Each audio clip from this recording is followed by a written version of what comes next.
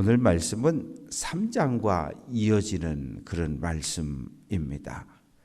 고앗 자손들의 직무에 대해서 1절부터 20절까지 아주 구체적으로 설명을 하고 있습니다.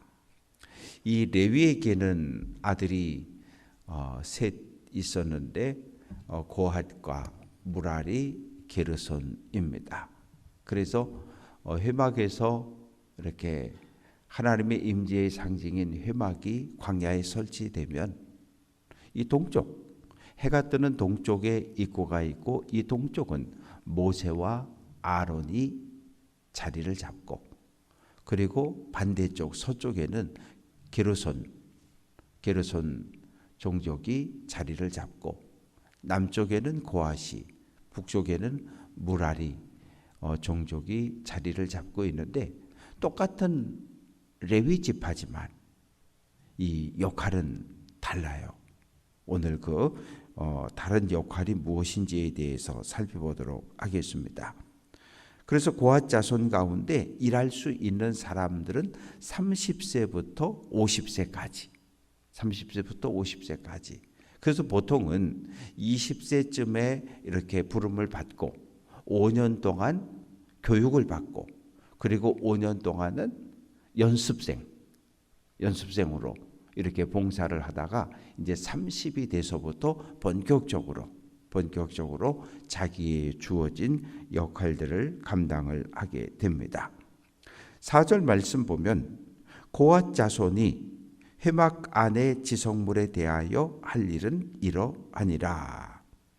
고핫 자손이 해야 될 일들이 있는데, 진영이 전진할 때에 하나님께서 이제 구름을 움직이셔서 자 이제 출발하자 이렇게 신호를 주시면 가장 먼저 해야 할 일은 아론과 그의 아들들이 성소로 들어가는 거예요. 이 예배당을 성소, 요 강단을 지성소라고 한번 그렇게 비유를 하면서 설명을 해볼게요. 성소를 들어오려면 제일 먼저 거기 무엇이 있습니까? 휘장이 쳐져 있고요.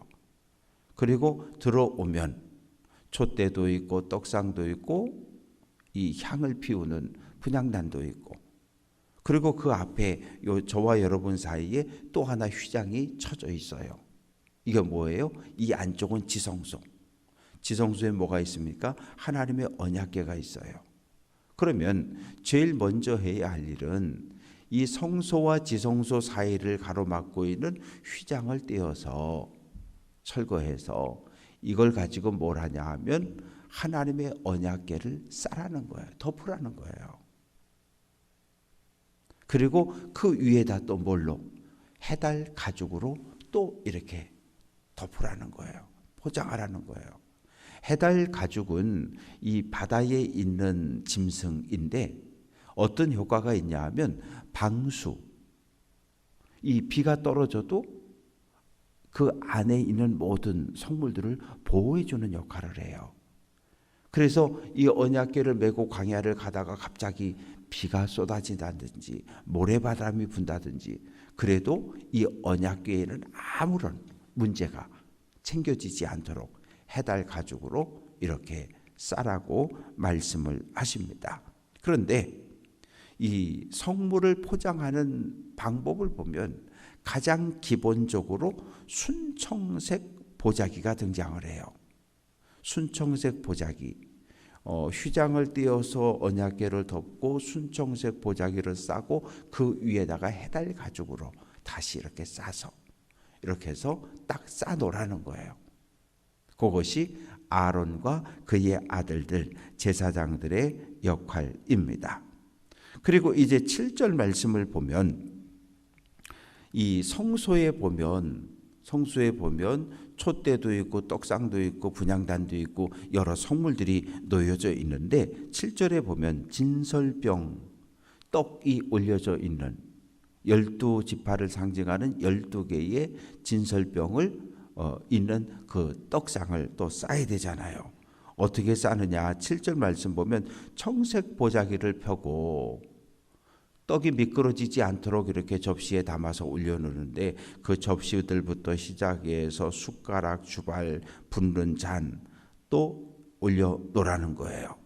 그런데 홍색 보자기가 등장을 합니다. 이 홍색 보자기는 뭐 하는 거냐면 이 떡도 같이 옮겨줘야 되는 거거든요. 그래서 12개의 떡은 2번 포장하는 거예요. 홍색 보자기로 12개의 떡을 따로 싸고, 그리고 순청색 보자기로 다시 한번 싸고, 그리고 그 위를 또 해달 가죽으로 이렇게 또 덮고, 이렇게 해서 2중 3중으로 비가 맞지 않도록 안전하게 그렇게 싸고, 또 9절 말씀 보면 청색 보자기를 취해서 등잔대, 등잔, 불집게, 불똥그릇, 그 쓰는 바 모든 기름 그릇을 덮고, 또 어떻게 해요? 그 위에다가 또 해달 가죽으로 또 이렇게 덮고, 11절 말씀 보면 금제단, 이 향을 피우는 이 분향단 역시 어떻게 해요? 청색 보자기로 싸고, 또 그 위에 해달 가죽으로 덮고, 이렇게 해서 성소와 지성소에 있는 언약궤와 모든 성물들을 2중 3중으로 똘똘 싸라는 거예요. 이건 누가만 할 수 있어요? 아론과 그의 아들들, 이게 제사장들이 하는 일이에요. 제사장들이 다 그렇게 쌓아놓으면 그 다음에 그걸 누가 메고 갈까요? 이제 고핫 자손들이 메고 가는 거예요. 그리고 13절 말씀 보면 제단의 재를 버리고 제단 위에 자색 보자기를 펴고 쭉 이야기가 나오는데, 이 뜰에는 뭐가 있습니까? 번제단이 있잖아요. 이 번제단 위에다는 자색 보자기를 펼쳐놓고 거기다가 짐을 또 다 이렇게 성물들을 번제 태워서 드릴 때 사용되는 모든 도구들을 거기다 다 싸고, 순천색 보자기로 싸고 다시 해달 가죽으로 덮고, 이렇게 해서 성소, 지성소, 성소 뜰에 있는 모든 성물들을 전부 포장하라는 거예요. 그러니까 요즘 포장이사 하잖아요. 포장이사 할 때 2중 3중으로 이렇게 싸가지고 흔들려도 깨지지 않도록 안전하게 하는 것처럼, 하나님의 성물을 싸는 책임은 누구에게? 아론과 그의 아들들 제사장들에게 있는 거예요. 순정색 보자기, 또 때로는 자색 보자기, 때로는 홍색 보자기, 그리고 마지막은 해달 가죽으로 아주 이렇게 포장을 완전하게, 방수, 비가 와도 문제 없도록, 모래바람에도 꿈쩍하지 않도록 그렇게 해서 모두 싸면, 이제 15절 말씀 보면 진영을 떠날 때에 아론과 그의 아들들이 성소와 성소의 모든 기구 덮는 일을 마치거든. 성물들을 포장하는 모든 일은 제사장들이 했고 고핫 자손들이 와서 매라는 거예요. 그러니까 고핫 자손들은 딱 대기하고 있다가 엘르아살의 지시를 받아서, 자, 이제 성물 포장이 끝났으니까 너희가 들어와서 어깨에 매라. 고핫 자손들은 전부 어깨에 메고 가야 돼요. 언약궤부터 시작해서 분향단과 떡상과 촛대와 번제단까지 이걸 모두 다 어깨에 메고 가야 되는 거예요. 그 생각해 보셔요. 이걸 어깨에 메고 걸어가야 되는 거예요. 광야를 걸어가야 되는 거예요. 하루 이틀이 아니라 무려 40년을 그렇게 메고 갔어요. 그리고 이제 16절 말씀 보면 제사장 아론의 아들 엘르아살이 맡을 것은 등유와 태우는 향과 항상 드리는 소제물 관유. 하나님 앞에 제사 드릴 때, 또 촛불을 불을 밝힐 때, 또 향을 피울 때 사용하는 모든 것들을 또 따로 이렇게 다 해가지고 싸놓고, 그렇게 해서 고핫 자손이 어깨에 메고 갈 것을 지시하고 있습니다. 이제 17절부터 20절까지 말씀 속에 하나님께서 모세와 아론에게 말씀하셔요. 고핫 족속의 지파를 레위인 중에서 끊어지지 않게 하라. 만약에 고핫 종족이, 고핫 자손이 없어지면 어떻게 돼요? 하나님의 언약궤부터 시작해서 이 수많은 성물들을 옮길 수 있는 사람이 끊어지는 거예요.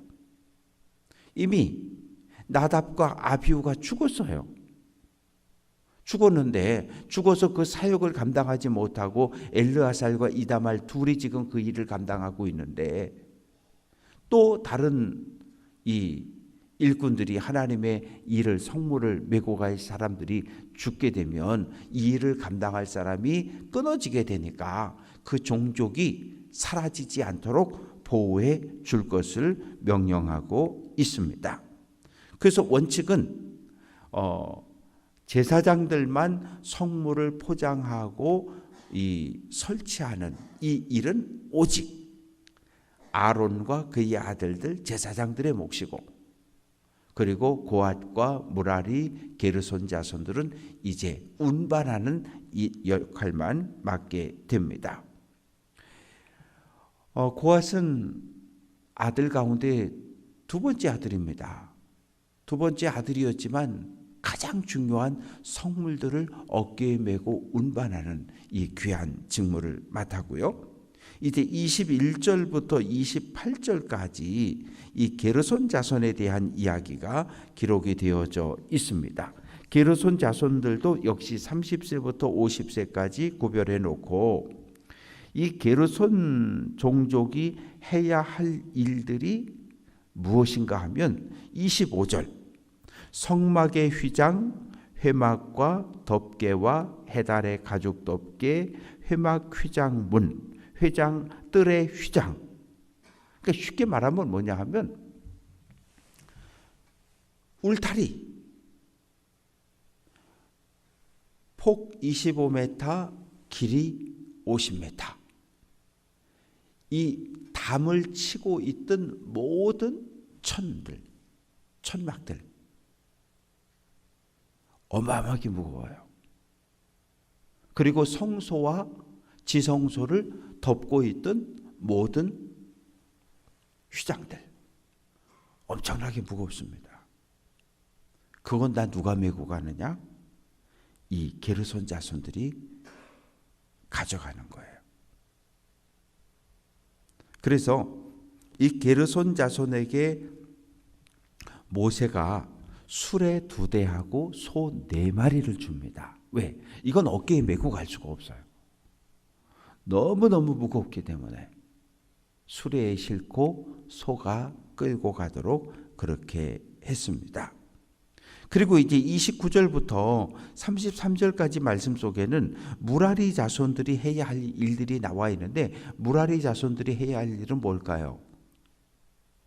고핫 자손들은 모든 성물들을 어깨에 메고 가고, 그리고 게르손 자손들은 모든 천막들, 휘장들을 메고 가고, 그러면 남는 건 뭐예요? 뼈대잖아요. 이 울타리 담을 쳤는데 담을 세울 때 놋과 이 놋기둥, 은가름대, 또 뭐 있어요? 줄 있지요? 이 말뚝 있지요? 그리고 성소와 지성소를 구성하는 뼈대, 이 벽으로 세워졌던 것들, 이것도 가져가야 되는데 너무 무거워요.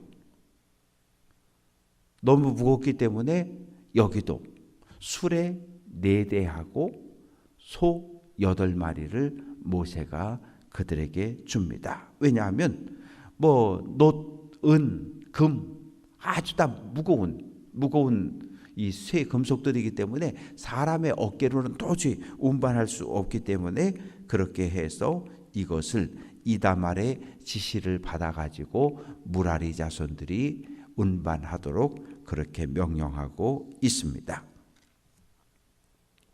이제 34절부터 49절까지 말씀 속에는 다시 한번 이 레위 사람들의 인구조사 이야기가 기록이 되어져 있는데, 여기서는 이렇게 태어나서 1개월 이상 그런 인구조사 아니고요. 30세부터 50세까지 이 정말 일들을 직접 감당할 수 있는, 어깨에 메고 갈 수 있는, 그리고 수레를 끌고 갈 수 있는, 이 소를 끌고 갈 수 있는 모든 짐들을 설치하고, 이것을 한번 설치하고 철거하는 일은 대단히 고된 일이었어요. 그런 모든 일들을 감당할 수 있는 30세부터 50세까지 건강한 사람들의 숫자를 파악을 했는데 38절 말씀 보면 게르손 자손 몇 명입니까? 2630명. 42절 무라리 자손 몇 명입니까? 44절 3200명. 그리고 이제 또 누가 있습니까? 그 46절 말씀 보면 모세와 아론과 이스라엘 지휘관들이 레위인을 그 종족과 조상의 가문을 따라 다 세어봤더니 모두 8,580명이었더라.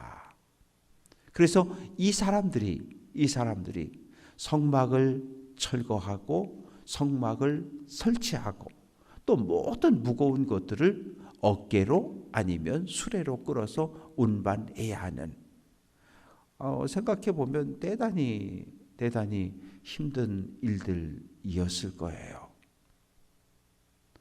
서로 툴툴거릴 수도 있어요. 아니 내가 장남인데, 아니 내가 장남이면 내가 당연히 이 가장 중요한 성물을 어깨에 메고 가야지. 왜 저 둘째한테 그 일을 맡기고 나는 왜 내가 장남을 나를 왜 무시해? 이런 수도 있어요. 또 어떤 사람은 그럴 수도 있어요. 아니 차라리 저렇게 어깨에 메고 가는 게 가볍지. 아니 이렇게 이 말뚝 뽑고 줄 걷고 포장 걷어갔다 쳤다 이 무거운 거를 왜 우리가 해야 돼? 이렇게 불만할 수가 있어요.